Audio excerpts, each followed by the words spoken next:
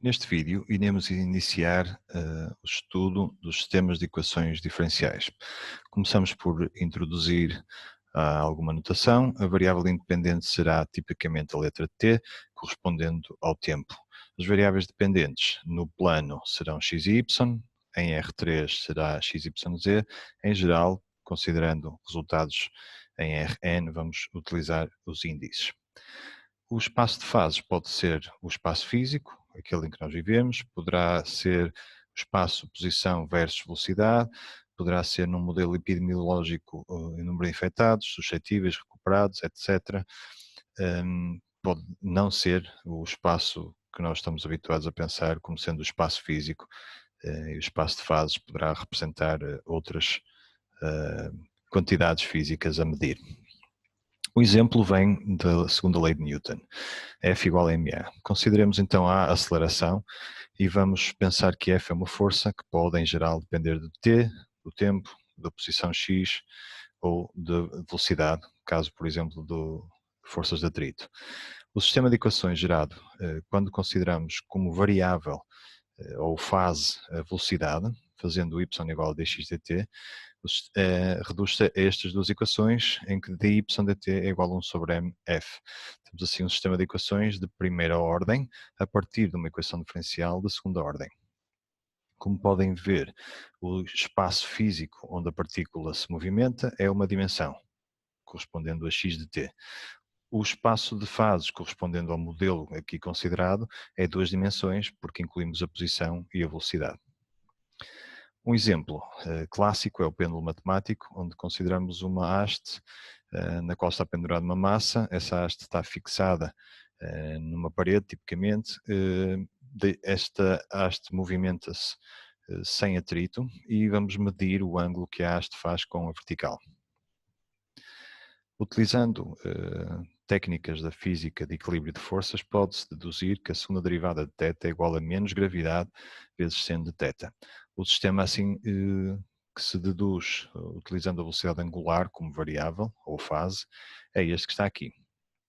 Vamos ver o que é uma trajetória no espaço de fases. Por exemplo, para este caso aqui em que o pêndulo oscila entre duas posições, neste caso um ângulo inferior a π, esse movimento representa no espaço de fases uma trajetória circular, no sentido aqui apresentado, considerando o θ positivo no sentido direto. Então reparem que neste movimento o θ atinge duas posições máximas onde a velocidade se anula, depois para θ igual a zero a posição, a velocidade é sempre máxima e o sentido em que está a oscilar vai corresponder a estar aqui no θ negativo ou positivo.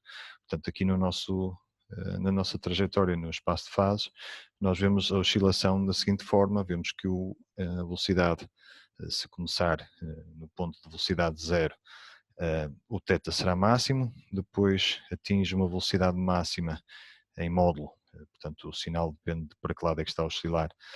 Quando o θ é zero, volta a atingir uma velocidade, quando o θ é máximo, neste caso negativo, volta a atingir a velocidade nula, depois outra vez velocidade máxima quando o θ é zero.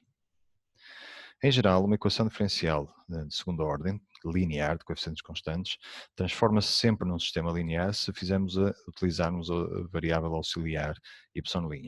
Portanto, o sistema gerado a partir daqui tem só uma derivada, mas acrescentamos uma dimensão ao nosso problema.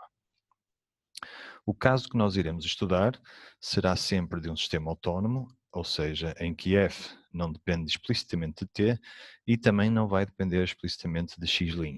Portanto, a equação reduzida, neste caso, será x' igual a f. Nós interpretamos x como sendo uma posição com n coordenadas, x' um vetor velocidade com n coordenadas, f é uma função que envia um x de Rn num outro y de Rn, e cada trajetória que nós pensamos, gerada pela função x de t, nós associamos ao seu vetor velocidade a função f. Portanto, f irá representar na nossa interpretação a velocidade de todas as trajetórias que são solução desta equação diferencial. F tem uma interpretação própria, visto como um campo de vetores. As curvas de solução, como nós estamos a associar a variável t como sendo o tempo, pensamos sempre em trajetórias ou órbitas.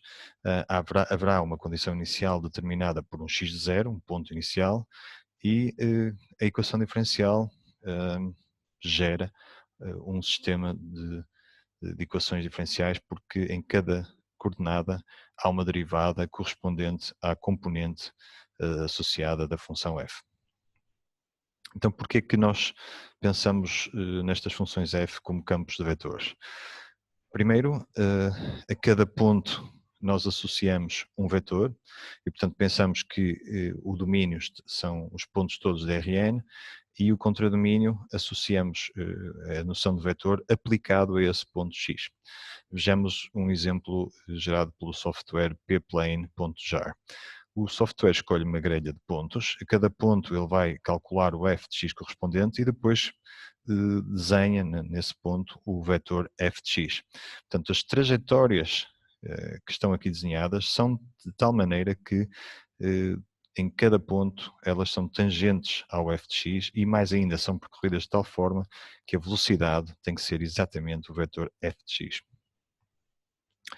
Então, os exemplos que nós iremos tratar serão sistemas lineares, coisas a duas dimensões, coisas com este aspecto, e sistemas não lineares em que já é permitido multiplicar por x e por y, elevar x ao quadrado, etc., onde a variedade de fenómenos será muito maior.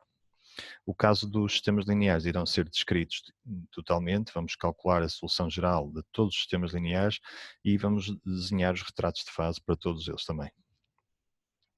As soluções especiais, né, tanto nos sistemas lineares como nos não lineares, são os pontos fixos, que são também conhecidos por pontos de equilíbrio, como já vimos aqui, é uma dimensão, correspondem às soluções onde a velocidade é constante e igual a zero, portanto os valores de x para os quais o f se anula vão produzir soluções constantes no tempo, portanto não saem da mesma posição e daí chamarem-se pontos fixos. Outras soluções que não vimos até agora, no caso de uma dimensão, serão as órbitas periódicas, correspondem a soluções que se repetem passado algum tempo, esse tempo chamamos de período, ou menor dos tempos para os quais, ou para o qual isso acontece, e são soluções, digamos, que estão definidas para todo o tempo e que voltam à posição inicial.